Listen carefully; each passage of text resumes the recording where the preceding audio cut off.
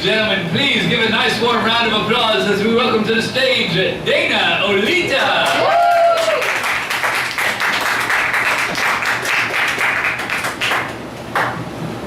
Thank you. How is everybody on this fine evening?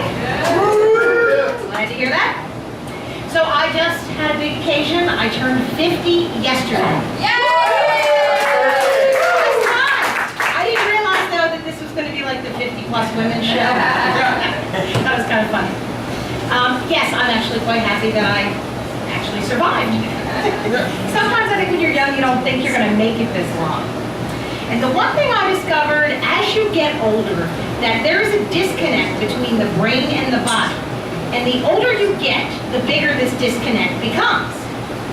And so your body knows it's old, but your brain is always trying to trick it, right? Your brain is like, you're only as old as you feel you are.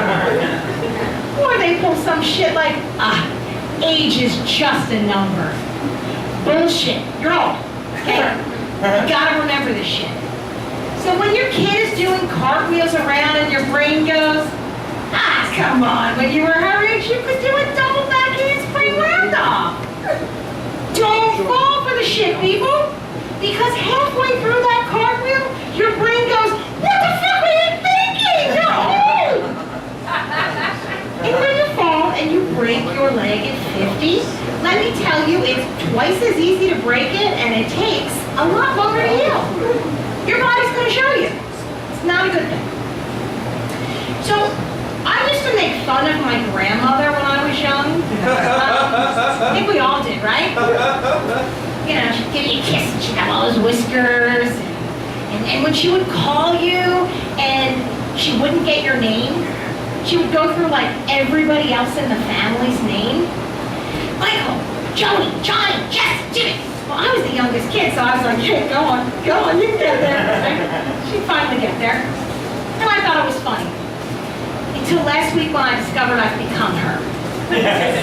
Terrible reality, you will become her. When I was arguing with the dog, right? We have 3 dogs, and I'm yelling at this dog. Drop that stick! Drop that stick! Goddamn dog won't listen to me! Drop that stick! My son walks in and goes, Mom, will you stop telling me to drop the stick? Yeah, it goes very quickly downhill after 50.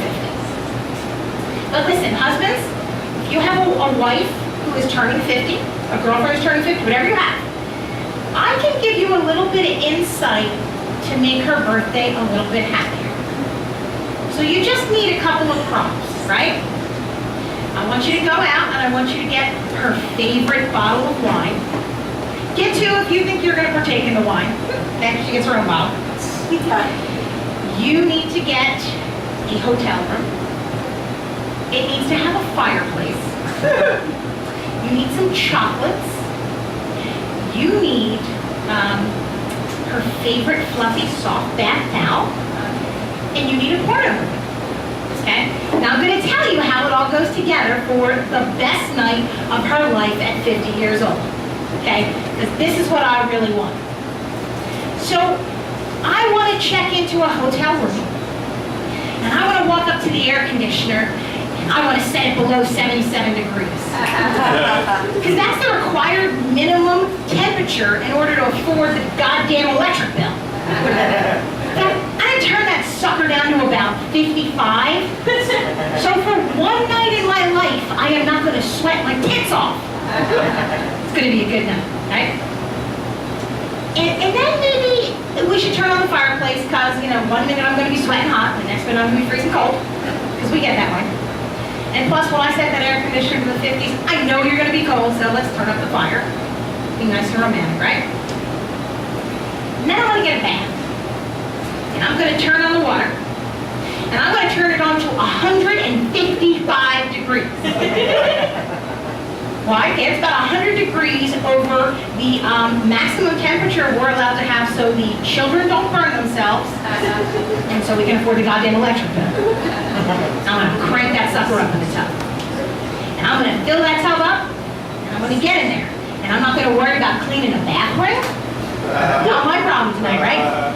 And I'm not gonna worry about flopping around in the tub every 60 seconds so I don't make another bad brand that I have to cleanse. And if I should spill that entire bottle of wine all over myself while I'm in the tub sleeping, don't wake me up, man, because it's probably the best sleep I've had in a decade. Just occasionally grab me by the hair and make sure I don't slip under and drown. We'll be good. And now after that bath, I turn on the shower, right? And I wanna set that water again at 155 degrees, right? Crank it up. And I want to stay in that shower for 30 minutes. Because that is 25 minutes over the allowable time limit. Anybody in our house can take a shower so we can afford the goddamn election bill, right? And for once, I don't want to have to be the one who cleans out all the hair and gelatinous material out of that stupid freaking tubby mushroom, okay? I want somebody else to do it for a change. After my 30-minute shower, I step out. I'm gonna have a soft, fluffy bath towel. Because for once, I am not gonna step out and realize that there are suddenly no more towels. Or that my towel is halfway in the toilet. Or that somebody has wiped all of their makeup off with every towel, left them soaking wet in the corner to be moldy. And I gotta stand there and drip dry. I get the soft towel tonight. Because it's my birthday. Okay? Then I wanna come out of the shower, and I want to go into the bedroom, and I want to turn on the TV, and I want to turn it up loud, and I don't want to be drowned out by video games, a YouTube tutorial, children screaming, or why can't we watch Mario Kart or Nickelodeon or Disney? I want to watch Rachel Maddow. I want to yell political obscenities that nobody's going to question me about. Because it's my birthday. Yeah. And then I'm going to have those chocolates in the bed. And I'm going to open the wrapper, and I'm not going to have 6 kids in front of me going, oh, what's that? Can I have one? That was really good. I'm hungry. I'll leave you alone if you give me that. I'm not going to have to hide in the corner and eat. And I'm going to make crumbs all over the bed and not give a shit, because I don't have to clean it. And then I'm going to go to bed. Naked, freezing, I don't care, because nobody's going to bust in the door at 90 miles an hour screaming that they've got some kind of emergency. And, oh, by the way, the porno, that was for you, honey, to keep you occupied and drown out my snoring. Because now I'm going to get a good night of sleep, finally. And when I wake up, it's not going to be at 5 o'clock in the morning to walk the dog, clean up the dog shit, make anybody breakfast. I'm going to get up when I want to get up. And then I'll be ready to face the next 50 years. But it'll be a good night. So, like I said, I just turned 50, and I am born in Philadelphia. So where is everybody from? Venezuela. Indiana. Okay.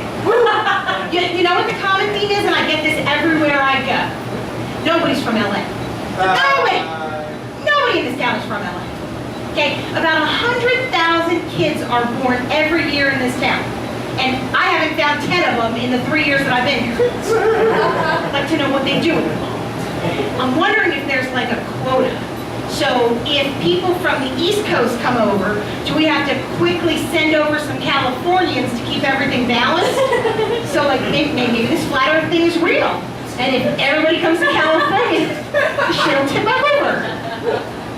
I don't know, I've just been trying to figure out why they're not here. I mean, I have discovered there isn't a whole lot of pride for the town.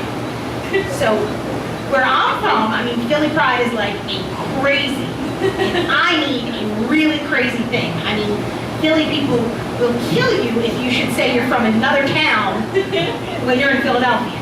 They might stone you to death. Philly people are so crazy that our sports stadium has its own judge and jail, and it is the only one in the country. Right? Imagine that. You can go to an Eagles game, and you can get ticketed, locked up, and thrown out, all in one game before kickoff. It's quite interesting. Took my son to his first Eagles game, and one of the players, it was his last game, his name was Terrell Owens. When Terrell Owens came on the field, all of the Eagles fans began to boo. My son goes, Mom, why are we booing our own players? And shut the hell up and boo. Gotta teach that kid how it works. Got it right now. It is a very crazy town. We are the home of the cheesesteaks in Philadelphia. I have discovered, there's actually a couple of places out here that have some decent cheesesteaks. I'm happy to find that. And I actually have found a lot of Philadelphians out here, which I find very interesting. Not something I was expecting out on the West Coast. But it's been interesting. I have been married to the same guy. We've been together for 30 years. There he is. This is actually his first time seeing me in stand-up. We're in I like to call it a bi-curious relationship. Now hear me out.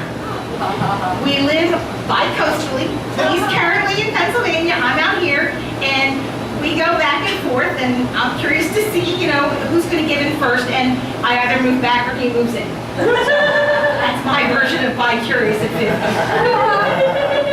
But he's an awesome guy. I have unfortunately heard of a new thing that's happening called gray divorces. Have you heard about this? No. It's like a new phenomenon where people over 50 are constantly getting divorces.